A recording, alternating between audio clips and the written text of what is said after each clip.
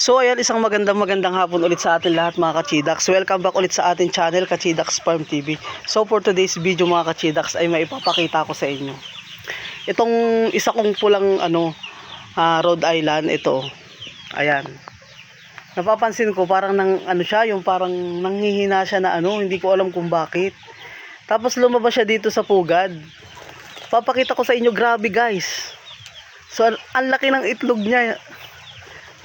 Tingnan nyo, ngayon lang ako nakakita ng ganito kalaki, ganito kahaba na itlog ng Rhode Island. Kaya lang, ang problema, yung shell niya. Yung shell niya mga kachidax, parang wala siyang shell. Ang lambot ng itlog niya. So ngayon lang talaga ako nakakita. Ang laki guys, tingnan nyo, papakita ko sa inyo. Ayan oh. Grabe yung itlog, grabe yung itlog ng Rhode Island ko. Kaya lang yun nga, yung shell niya wala mga kachidax. Malambot tong itlog na to. Pero grabe solid. Oh. Para na siyang dalawang itlog ng nung native ko na maliit. Grabe ang haba ng itlog niya, oh.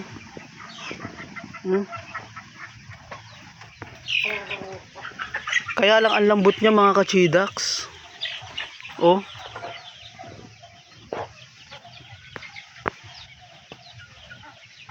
Ayan oh, tingnan nyo.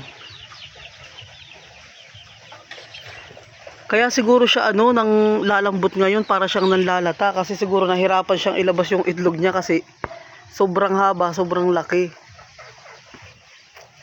So kung itatanong niyo naman mga kachidax ko ano yung pinapakain ko, yun lang, Galimax lang. Tapos ngayon, minsan ayan, tulad niyan ngayon, may tinadtad na saging na may babang ng mais. Ayan, pinapakain ko rin yan. Pero puro halos Galimax ang kinakain nitong mga to. Nagulat ako kasi pagbaba niya sa pugad, ayan oh, nakita ko. Tuwan-tuwa pa ako kasi akala ko, sabi ko wow, ang laki ng itlog niya. Kaya lang yun, wala namang wala siyang shell talaga, malambot oh. Sayang naman to. Ang mangyayari dito is lulutuin na lang talaga natin. Ayan oh. Grabe ang haba.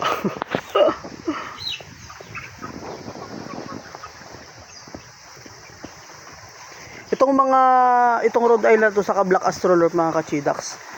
Itong dalawa, nakaidlog na yan, nasa 20 na. 20 plus na yung nilagay, bagong lagay sa incubator. Tapos yung huling nilagay ko ay 11 yata. Pero dito talaga ako nagulat. Ito kasimpulan na to, ngayon lang to umitlog. So siguro kaya siya nanghihina, hindi niya nailabas ng maayos tong itlog na to. Kasi baka nahirapan siya kasi sobrang haba, sobrang laki oh. Parang dalawang itlog na. So maganda yung Galimax talaga mga kachidax. Sobrang ganda. Malalaki yung itlog nila. Kasi itong mga itim na to mga kachidax, malalaki na rin yung itlog nito eh. Kulay medyo pula-pula na rin yung itlog nito eh. Ito oh, siguro dapat painumin ko to ng gamot. Kasi tinan mo, para siyang nanghihina mga kachidax. Nahirapan nga siguro itong ilabas tong itlog na to. Ang haba-haba ba naman kasi. Oh. So ayan lang mga kachidax, in-update ko lang kayo. Yung ibang itlog dito kaninang umaga ay nakuha ko na, 2. So ayan, in-update ko lang kayo mga kachidax.